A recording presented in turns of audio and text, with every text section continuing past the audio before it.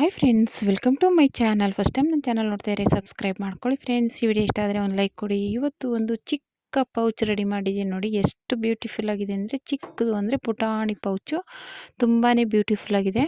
ಎಲ್ಲಾದರೂ ಹೊರಗಡೆ ಹೋದಾಗ ಒಂದಷ್ಟು ಕಾಯಿನೂ ಒಂದಷ್ಟು ಚಿಲ್ಲರೆ ಕಾಸು ತೊಗೊಂಡು, ಮಾಮೂಲಿ ಒಂದು ATM ಕಾರ್ಡು ಇಲ್ಲ ಇನ್ನೇನಾದರೂ ಆಧಾರ್ ಕಾರ್ಡ್ ಆ ಥರದ್ದು ಇಟ್ಕೊಂಡು ಹೋಗೋಕ್ಕಂತೂ ತುಂಬಾ ಬ್ಯೂಟಿಫುಲ್ ಆಗಿದೆ. ಅವರು ದೊಡ್ಡ ದೊಡ್ಡ ಪರ್ಸ್ ಇಟ್ಕೊಂಡು ಹೋಗೋಕ್ಕೆ ಇಷ್ಟಪಡಲ್ಲ. ಅಂಥವರು ಈ ಥರ ಚಿಕ್ಕ ಪರ್ಸ್ನ ರೆಡಿ ಮಾಡ್ಕೋಬೋದು, ಇಲ್ಲ ತೊಗೋಬೋದು. ಓಕೆನಾ? ತುಂಬಾ ಬ್ಯೂಟಿಫುಲ್ ಆಗಿದೆ. ಕೆಲವರು ನೀಟಾಗಿ ಜಾಸ್ತಿ ದೊಡ್ಡ ದೊಡ್ಡ ಪರ್ಸ್ಗಳೆಲ್ಲ ಯೂಸ್ ಮಾಡದೇ ಇದ್ದವರು ಈ ಥರದ ಯೂಸ್ ಮಾಡ್ಕೋಬೋದು. ತುಂಬಾ ಬ್ಯೂಟಿಫುಲ್ ಆಗಿದೆ. 2 ಪಾಕೆಟ್ ಬರುತ್ತೆ. ಇದಕ್ಕೆ ಜಿಪ್ಪು ರನ್ನರು ಏನು ಬೇಕಾಗಿಲ್ಲ. ಓಕೆನಾ? ಬಟ್ಟೆ ಒಂದಿದ್ರೆ ಸಾಕು. ಒಂದು ಕ್ಯಾನ್ವಾಸು ಏನು ಬೇಕಾಗಿಲ್ಲ. ಇದಕ್ಕೆ ಮಾಮೂಲಿ ಲೈನಿಂಗ್ ಹಾಕ್ಕೊಳ್ಳಿ ಸಾಕು. ಕ್ಯಾನ್ವಾಸ್ ಹಾಕಿದ್ರೆ ದಪ್ಪ ಆಗುತ್ತೆ, ಲೈನಿಂಗ್ ಹಾಕ್ಕೊಂಡ್ರೆ ಸಾಕು. ಯಾಕಂದರೆ ಚಿಕ್ಕ ಪರ್ಸ್ ಅಲ್ವಾ, ಹಾಗಾಗಿ ಕ್ಯಾನ್ವಾಸ್ ಏನು ಅವಶ್ಯಕತೆ ಇಲ್ಲ. ಬರೀ ಲೈನಿಂಗ್ ಹಾಕ್ಬಿಟ್ಟು ಸ್ಟಿಚ್ ಮಾಡಿಕೊಂಡ್ರೆ ಸಾಕು. ಲೈನಿಂಗ್ ಹಾಕಿದ್ರೇ ದಪ್ಪ ಬಂದುಬಿಡುತ್ತೆ ಬಟ್ಟೆ, ಹಾಗಾಗಿ ಇನ್ನು ಬೇರೆ ಏನೋ ಅವಶ್ಯಕತೆ ಇಲ್ಲ. ಓಕೆನಾ? ನೀಟಾಗಿ ಈ ಥರ ಇದೊಂದು ಸುಮ್ಮನೆ ಒಂದು ಬೇರೆದು ಲೈನಿಂಗ್ ಏನೂ ಕೊಟ್ಟಿಲ್ಲ, ಹಂಗೆ ಹೊಲ್ದಿರುವಂಥದ್ದು. ಇದಕ್ಕೆ ಲೈನಿಂಗ್ ಎಲ್ಲ ಕೊಟ್ಟು ಸ್ಟಿಚ್ ಮಾಡಿದ್ದೀನಿ. ಓಕೆನಾ? ತುಂಬಾ ಬ್ಯೂಟಿಫುಲ್ಲಾಗಿ ಬಂದಿದೆ ಎರಡೂ. ಈ ಥರ ಯಾವ ರೀತಿ ಸ್ಟಿಚಿಂಗ್ ಮಾಡೋದು ನೋಡೋಣ ಬನ್ನಿ. ಇದು ಬಂದ್ಬಿಟ್ಟು ಉದ್ದ ಬಂದ್ಬಿಟ್ಟು 32 ಇಂಚ್ ತೊಗೊಂಡಿದ್ದೀನಿ ಉದ್ದ. ಅದು ಉದ್ದ ಸಾಕಾಗಲ್ಲ ಅಂದಾಗ ನೀವು ಜಾಯಿಂಟ್ ಮಾಡ್ಕೊಳ್ಳಿ, ಪರವಾಗಿಲ್ಲ. ಇವಾಗ ಇನ್ನೊಂದು ಪೀಸು ಚಿಕ್ಕ ಪೀಸ್ ಇದ್ದರೆ 2 ಜಾಯಿಂಟ್ ಮಾಡ್ಕೊಳ್ಳಿ. ಒಟ್ಟು ಇದು ಉದ್ದ ನಮಗೆ ಬಂದ್ಬಿಟ್ಟು 32 ಇಂಚ್ ಬೇಕು. ಅಗಲ ಬಂದ್ಬಿಟ್ಟು 6 ಇಂಚ್ ಆದರೆ ಸಾಕು.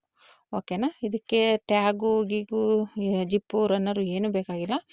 ಇದಕ್ಕೆ ನಾನು ಹೇಳ್ದಂಗೆ ಕ್ಯಾನ್ವಾಸ್ ಹಾಕಿ ಸ್ಟಿಚ್ ಮಾಡ್ಕೊಳ್ಳಿ, ಇಲ್ಲ ಲೈನಿಂಗ್ ಹಾಕ್ಕೊಂಡು ಸ್ಟಿಚ್ ಮಾಡಿಕೊಂಡು ಸಾಕು. ಮೇಲೆ ಸ್ಟಿಚಿಂಗ್ ಹಾಕ್ಕೊಂಡು ಮಾಮೂಲಿ ಬಾಕ್ಸ್ ಟೈಪಲ್ಲಿ ಸ್ಟಿಚ್ ಮಾಡಿಕೊಂಡ್ರೆ ಸಾಕು. ಓಕೆನಾ? ನೀಟಾಗಿರುತ್ತೆ. ಈ ರೀತಿ ಸ್ಟಿಚ್ ಮಾಡ್ಕೊಂಡಾದಮೇಲೆ 4 ಇಂಚಿಗೆ 4 ಬಾಕ್ಸ್ ಬರಬೇಕು. ಆ ರೀತಿ ಮಾರ್ಕ್ ಮಾಡ್ಕೊಳ್ಳಿ.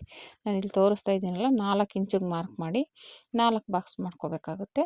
ಈ ಥರ ಒಂದ್ರ ಕೆಳಗೊಂದು ಇಟ್ಟು ಒಂದ್ರ ಕೆಳಗೊಂದು 2 ಪಾಕೆಟ್ ಬರುತ್ತೆ. ಓಕೆನಾ? ಆ ಬಾಕ್ಸ್ ಬಂದ್ಬಿಟ್ಟು 4 ಮಾಡ್ಕೊಳ್ಳಿ, ಆವಾಗ ನಿಮಗೆ ಕನ್ಫ್ಯೂಸ್ ಆಗೋಲ್ಲ, ಕರೆಕ್ಟಾಗಿ ಬರುತ್ತೆ. ಓಕೆನಾ? ನಾನು ಇಲ್ಲಿ ತೋರಿಸಿದ್ನಲ್ಲ ಆ ಥರ ಇಟ್ಕೊಂಡು ಇನ್ನೊಂದು ಪೀಸ್ನ ಈ ಥರ ಫೋಲ್ಡ್ ಮಾಡ್ಕೊಳ್ಳಿ, ಉಲ್ಟಾ ಮಾಡ್ಕೋಬೇಕು ನೋಡಿ. ಈ ಥರ 4 ಬಾಕ್ಸ್ ಮಾಡಿಕೊಂಡು ಇವಾಗ ಇದನ್ನು ಸ್ಟೆಪ್ ಬೈ ಸ್ಟೆಪ್ ಆಗಿ ಫೋಲ್ಡ್ ಮಾಡಿ, ನಾನು ಇಲ್ಲಿ ತೋರಿಸ್ತಾ ಇದ್ದೀನಲ್ಲ ಆ ಥರ ಫೋಲ್ಡ್ ಮಾಡ್ಕೊಳ್ಳಿ. ಆ ಥರ 2 ಪಾಕೆಟ್ ಬರುತ್ತೆ ಒಳಗಡೆ. ಇನ್ನು ಉಳಿದಿರೋ ಪೀಸನ್ನ ಉಲ್ಟಾ ತಿರುಗಿಸ್ಕೊಳ್ಳಿ, ಅದ್ರ ಮೇಲೆ ಇಟ್ಕೊಳ್ಳಿ. ತೋರಿಸ್ತಾ ಇಲ್ಲ, ಈ ಥರ ಮೇಲೆ ಇಟ್ಕೊಂಡು ಒಂದು ಪಿನ್ ಹಾಕ್ಕೊಳ್ಳಿ. ಯಾಕೆಂದರೆ ನಾವಲ್ಲಿ ಕ್ರಾಸಾಗಿ ರೌಂಡ್ ಶೇಪ್ ಕೊಡಬೇಕು ಅದಕ್ಕೆ, ಹಂಗಾಗಿ ಆ ಕಡೆ ಓಪನ್ ಇರಬೇಕು. ಹಿಂಗೆ ಫೋಲ್ಡ್ ಮಾಡಿರ್ತೀವಲ್ಲ, ಈ ಕಡೆ ಮಾತ್ರ ಒಂದು ಹೇಳ್ದಂಗೆ ವಿಕ್ ಸ್ಟಬ್ಬನೋ ಒಂದು ಏನಾದರೂ ರೌಂಡ್ ಶೇಪ್ ಕೊಡೋದಕ್ಕೆ ತಗೊಂಡು ಈ ಥರ ರೌಂಡ್ ಶೇಪ್ ಕೊಡಿ. ಅವಾಗ ಒಂಥರ ರೌಂಡ್ ಶೇಪ್ ಬರೋದಕ್ಕೆ ಚೆನ್ನಾಗಿರುತ್ತೆ. ಓಕೆನಾ? ಇವಾಗ ಇಲ್ಲಿ ಮುಂದೆ ಇರೋ ಓಪನ್ನ ಬಿಟ್ಬಿಟ್ಟು ಸುತ್ತ ಸ್ಟಿಚಿಂಗ್ ಹಾಕ್ಕೋಬೇಕು. ಇಲ್ಲಿ ತೋರಿಸ್ತಾ ಇದ್ದೀನಿಲ್ಲ, ಓಪನ್ ಬಿಟ್ಟು ಆ ಕಡೆ ಸುತ್ತ ನೀಟಾಗಿ ಸ್ಟಿಚ್ ಹಾಕ್ಕೊಳ್ಳಿ, ಡಬಲ್ ಸ್ಟಿಚ್ ಹಾಕ್ಕೊಳ್ಳಿ. ಯಾವುದೇ ಆದರೂ ಅಷ್ಟೇ ಡಬಲ್ ಸ್ಟಿಚ್ ಹಾಕಿದ್ರೆ ನೀಟಾಗಿರುತ್ತೆ. ಒಂದೊಂದು ಸಲ ಒಂದೊಂದೊಳಗೆ ಹಾಕಿದಾಗ ಬಿಚ್ಕೊಬಿಡೋ ಚಾನ್ಸ್ ಇರುತ್ತೆ, ಅದಕ್ಕೋಸ್ಕರ ಡಬಲ್ ಸ್ಟಿಚ್ ಹಾಕ್ಕೊಳ್ಳಿ. ನಾವು ಯಾವುದೇ ಆದರೂ ಅಷ್ಟೇ, ಬ್ಲೌಸ್ ಆಗಲಿ ಡ್ರೆಸ್ ಆಗಲಿ ಪರ್ಸ್ ಆಗಲಿ ಯಾವುದಾದ್ರೂ ಡಬಲ್ ಸ್ಟಿಚ್ ಹಾಕಿದ್ರೆ ಬಾಳಿಕೆ ಬರುತ್ತೆ. ಓಕೆನಾ? ಈ ರೀತಿ ಡಬಲ್ ಸ್ಟಿಚ್ ಹಾಕ್ಕೊಂಡಾದ್ಮೇಲೆ ನ್ಯಾಚ್ ಹಾಕ್ಕೊಳ್ಳಿ. ಯಾಕಂದರೆ ನಾವು ಕರು ಡಿಸೈನ್ ಕೊಟ್ಟಿದ್ದೀವಲ್ಲ, ಅದಕ್ಕೋಸ್ಕರ ಅಲ್ಲಿ ನ್ಯಾಚ್ ಹಾಕಲೇಬೇಕು. ನಾವು ತಿರುಗಿಸಿದಾಗ ಅದು ತಿರುಗಬೇಕು ಅಂದರೆ ನ್ಯಾಚ್ ಹಾಕಬೇಕು. ಓಕೆನಾ? ನ್ಯಾಚ್ ಹಾಕಿದ್ರೆ ನೀಟಾಗಿ ಬರುತ್ತೆ. ಆಮೇಲೆ ನ್ಯಾಚ್ ಹಾಕ್ಕೊಂಡಾದ್ಮೇಲೆ ಉಲ್ಟಾ ತಿರುಗಿಸ್ಕೋಬೇಕು. ಮೇಲ್ಗಡೆ ಪೀಸು ಒಂದನ್ನು ಉಲ್ಟಾ ತಿರುಗಿಸ್ಕೋಬೇಕು.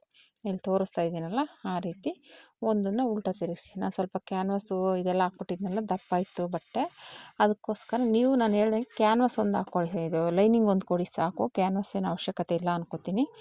ಈ ರೀತಿ ಉಲ್ಟಾ ತಿರುಗಿಸ್ಕೊಳ್ಳಿ. ಅದು ಸ್ವಲ್ಪ ಬಟ್ಟೆ ದಪ್ಪ ಇರೋದ್ರಿಂದ ಸ್ವಲ್ಪ ತಿರುಗ್ಸೋಕೆ ಸ್ವಲ್ಪ ಕಷ್ಟ ಆಯಿತು.